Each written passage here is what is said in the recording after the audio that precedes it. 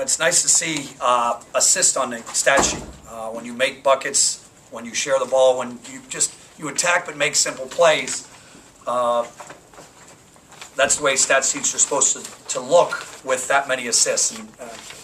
And somebody asked me, it was alarming our rate of lack of assists the first 6 games, but when you don't make shots consistently, that will happen.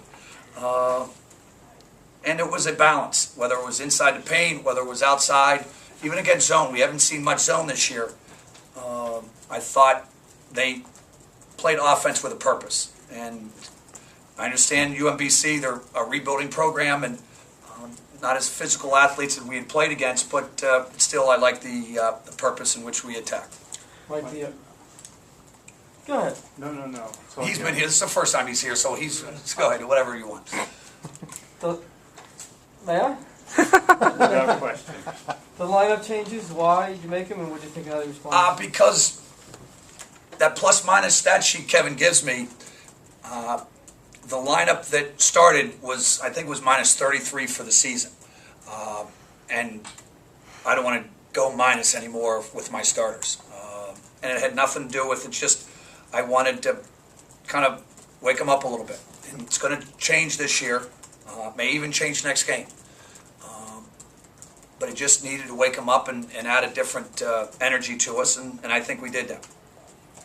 How about the game Miles? I mean, Miles came in here really struggling shooting. I mean, I think he was 7 for 9 or something like that. 3 for 4 from 3. Yeah.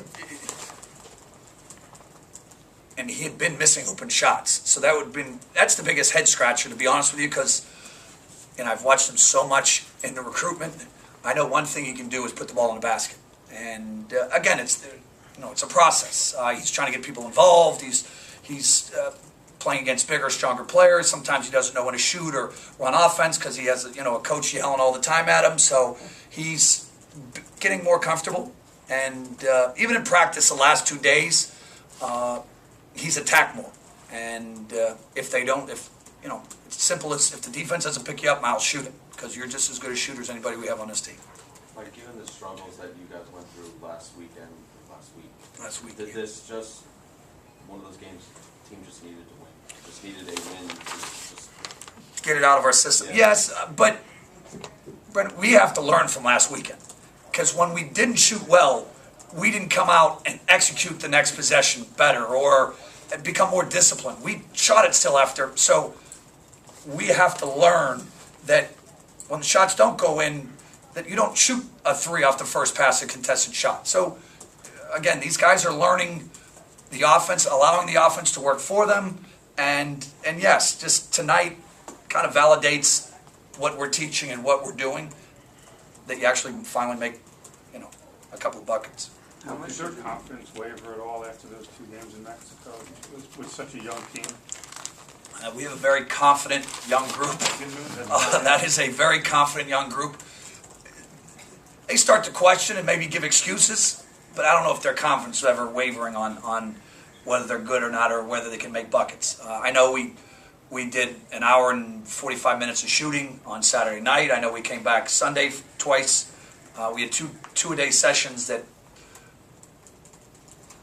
maybe it's the coach's fault, to be honest with you. I put in so much team because they weren't very strong with team defense or learning to screen for one another, that maybe I didn't get to enough shots every practice, or whatever it may be, extra shooting, and we're going to do extra, make sure we get a lot of extra shooting in the month of December. How much did you lay into them in practices after the tournament? I don't think it was like, we had a great practice Friday morning in Cancun, and it was on the outdoor court, and it was 8 o'clock, 8:30 in the morning. They were miserable, but they seem to have a different edge to them. They don't like losing. A lot of them came from winning programs, and so carried over. We've had 3 very good days of practice, and I don't lay into them because every day I think we have a very intense practice.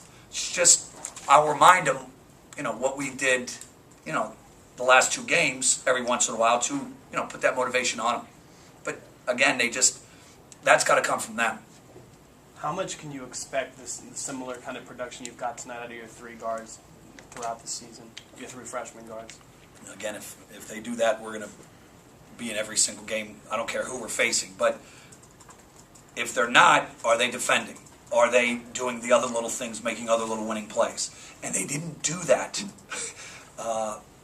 in Cancun. And so if your shot's not on, or it's not falling, or you're not in such a... these guys had energy because they were finally making shots. And again, Mike Poole stepped up. I know we're talking about the freshman. Mike stepped up and played an unbelievable second half. Dane's 4 assists, 0 turnovers. I mean, there was there was a lot of winning plays by a lot of people on this stat sheet tonight. Does it, given since the team is young, does it have to find a balance that it's probably not going to be as easy as it is tonight, and it's not going to be as bad as it was maybe last week? There's no question. I mean, people were... and I can understand why. It didn't look very... After I watched both games twice. It was ugly to watch. And you're going to question what's going on. What's the offense like? What are these guys doing? You know, it's just what it is this year. And we're going to have to grind through it as a team and be determined to improve every single day. And it's such coach speak, but this team, from when I had it 2 months ago, it's amazing. Greg is a different guy. Derek is a different player. They just have to learn from those, those bad losses. But that hurt. You know, that was a bad weekend. And our guys, again, they responded with 3 very good practices. But again, I'm interested to see what we do on Saturday. We have that same intensity. We have that same edge to our offense and keeping it simple. Mike, you okay with Dane's stat line tonight? I know part of it you are with the assist. Part of me is, but if we're going to be good, Dane's going to score double digits. And I keep, again, he has other weapons this year. But he's got to be a little bit more aggressive. And I'm going to sit down and talk to him about, he's a veteran. He knows he didn't need to shoot when he came in the second half. He just was working. And again, that's the unselfishness of Dane. Like, he didn't care. I said, I took Dane out at the 7:40 mark. He played 5 minutes. He wasn't exhausted. I wanted to get, he's like, no, let the young guys play. So he wants this team to develop. He wants these young guys to get better. And I'll give him a lot of credit with that, because a lot of guys, upperclassmen, me, especially when Dane hasn't scored in 3 games. But I do want him to shoot more. I mean, he's got to get 8 shots, 7 shots, and he's just not getting them. Mike, what lessons did this team learn from playing Miami that maybe they can use for LSU on Saturday? I mean, it's sort of... No question. It's not better players, but more experience. You can't do it by yourself. Yeah. I mean, we were so individual-oriented offensively that game, where we just all tried to make a play ourselves. And nobody screened for one another, nobody moved, cut. It was just such an individual base. Again, that's what these guys know. I mean, that's what they did, most of them did in high school. Not all of them. All of them did in AAU. They went and made a play. That's what they tried to do against University of Miami, and it just didn't work. And so, learning to trust the offense, learning to trust each other, I think is important. We'll have to learn from it. But I'm. Last weekend showed us a lot of what our weaknesses are and what we need to work on, and in a sense, it was good for us that it ruined my Thanksgiving. Any more questions? Thank you, gentlemen. Thank you, guys. Coach. And ladies.